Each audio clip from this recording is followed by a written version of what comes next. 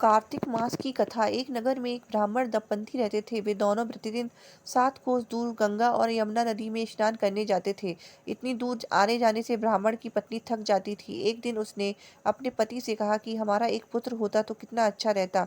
पुत्र के बहू आती तो हमें घर वापस जाने पर खाना बना हुआ मिलता। वह घर बहू घर का काम भी कर देती। अपनी पत्नी की बात सुनकर ब्राह्मण ने कहा कि तूने बात तो सही कही है। चल, मैं तेरे लिए बहू ला कर ही देता हूँ। ब्राह्मण ने कहा कि एक पोटली में आटा डालकर कुछ मोहरे रख दे। ब्राह्मण के कहे अनुसार उसने पोटली बांधकर दे दी। पोटली लेकर ब्राह्मण चला गया।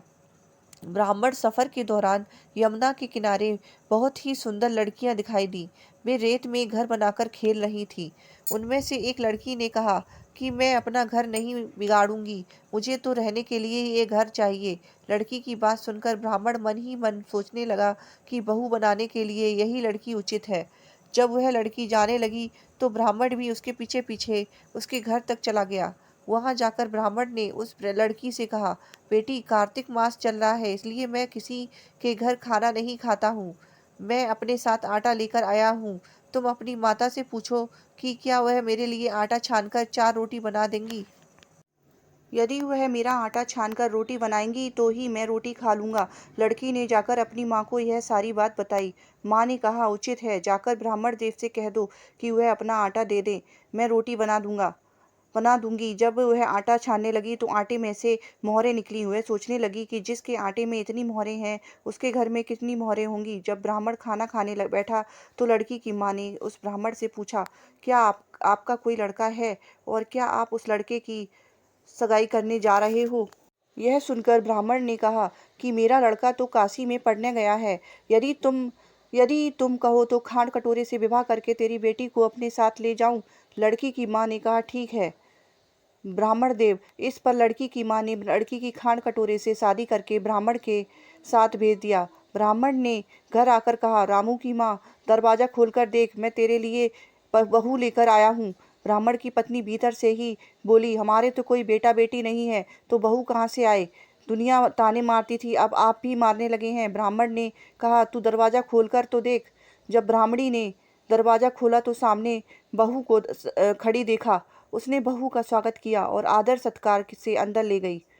अब जब ब्राह्मण अपनी पत्नी के साथ नदी स्नान करने जाता तो पीछे से बहू का सारा काम करके खाना बनाकर रखती थी।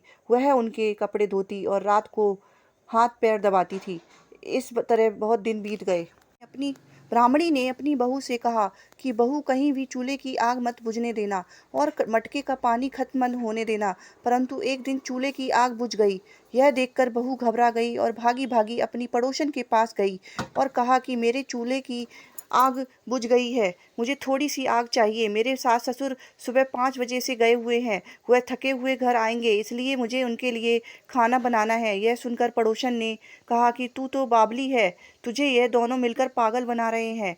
इनके कोई पुत्र नहीं है, ये निसंतान है। बहू ने कहा, नहीं, ऐसा मत बोलो, इनका बेटा तो बनारस काशी में पढ़ने गया हुआ है। इस पर पड़ोसन ने कहा कि यह तुझे झूठ बोल कर लाए हैं, ते मेरी बात सच मान, इनके कोई बेटा नहीं है। अब बहू पड़ोसन की बातों में आ गई और कहने लगी, अब आप ही बताओ मैं क्या करूं। पड़ोसन ने कहा कि करना क्या है, जब तुम्हारे सास ससुर आए तो जली हुई रोटियां बनाकर देना और बिना नमक की दाल बनाकर देना। खीर की कड़छी दाल में और दाल की कड़छी खीर में डाल देना। पड़ोसन ने उन्हें अच्छे से सिखा पढ़ा दिया। फिर जब उसने सास ससुर घर आए तो उसने ना तो उनका आदर सत्कार किया, ना ही उनके कपड़े धोए।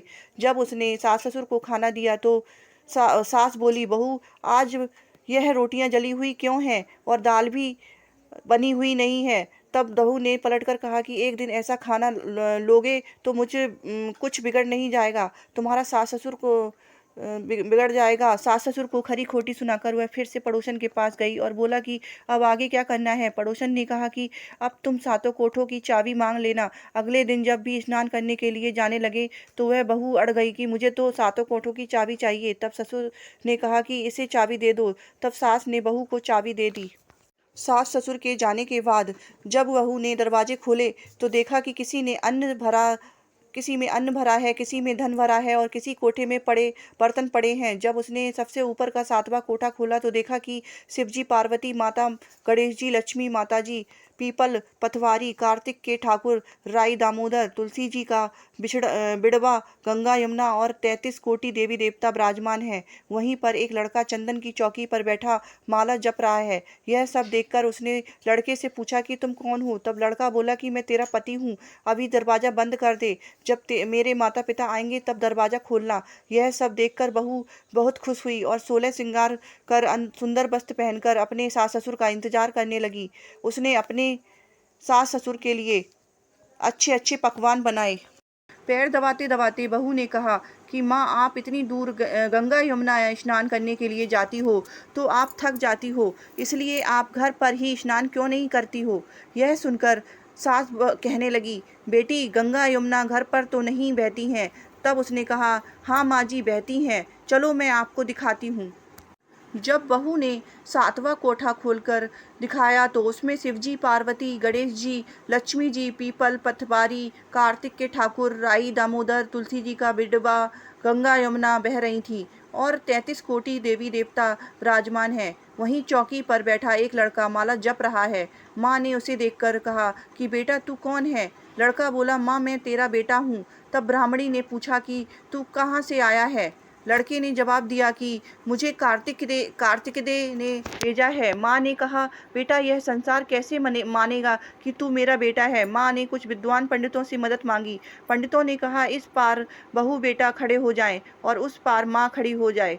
माँ ने चमड़े की अंगियां पहनी और छाती में से दूध की धार निकलकर बेटे की दाढ़ी मूछ भीगी और पवन पानी से गठजोड़ा बंधे, तब मानेंगे कि यह इस माँ का ही बेटा है। उसने ऐसा ही किया। चमड़े की अंगियां फट गई और छाती में से दूध की धार निकलकर बेटे की दाढ़ी मूछ भीग गई।